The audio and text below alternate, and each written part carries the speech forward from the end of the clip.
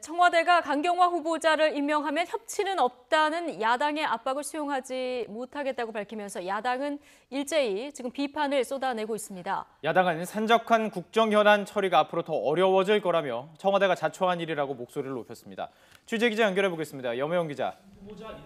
네, 국회입니다. 네, 문재인 대통령이 반대는 할 수 있지만 압박은 못 받아들이겠다 이렇게 선언을 한 건데요. 이에 대한 야당의 반응 어떻게 나오고 있습니까?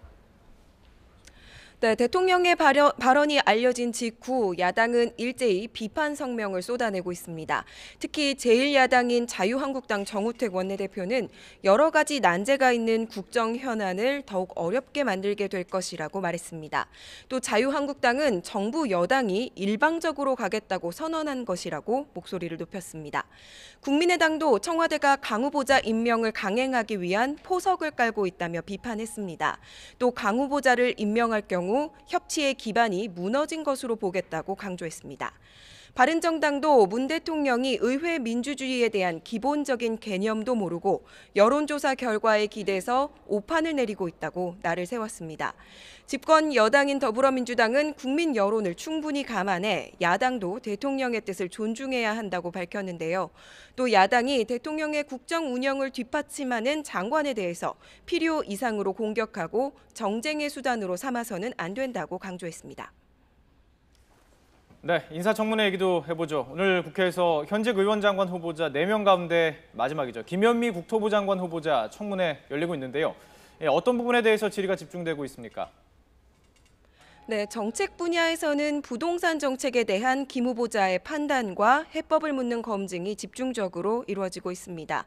김 후보자는 모두 발언에서 자신도 결혼 11년 만에 경기도에 작은 집을 마련하게 됐고 전셋값 인상 요구도 많이 받아봤다면서 정책은 숫자이기 이전의 마음이라고 말했습니다.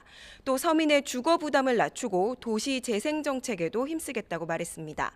도덕성 검증은 논문 표절 문제가 주로 다뤄지고 있습니다. 자유한국당 박맹우, 박덕흠 의원 등은 김 후보자가 지난 2001년 쓴 석사 논문의 3분의 2 이상이 표절이라고 지적했는데요. 이에 대해 김 후보자는 야간 대학원을 다니면서 처음으로 쓴 논문이다 보니 실수는 많았지만 표절은 아니라고 강조했습니다. 공방이 오가는 과정에서 목소리가 높아지고 질의하는 의원과 후보자 모두 얼굴이 붉어지는 등 격앙된 모습을 보이기도 했습니다. 또 김 후보자가 국토 교통 분야의 경력이 없다는 점을 지적하면서 문재인 대통령이 코드 인사를 한 것 아니냐는 질문이 나오기도 했는데요. 김 후보자는 동의할 수 없다고 선을 그었습니다. 한편 어제 청문회를 치른 후보자 3명 가운데 김영춘 해수부 장관 후보자의 인사청문 보고서는 오늘 오전 채택됐습니다. 이로써 김 후보자는 문재인 정부 1기 내각 가운데 이낙연 국무총리, 서훈 국정원장, 그리고 김동연 경제부총리에 이어서 4번째로 인사청문회를 통과했습니다. 김부겸 행자부 장관 후보자의 보고서 채택은 오후 2시에 소집될 전체 회의에서 결정된 전망입니다. 또 도종환 후보자의 보고서 채택은 내일 전체 회의를 열어서 처리한다는 계획입니다. 지금까지 국회에서 YTN 염혜원입니다.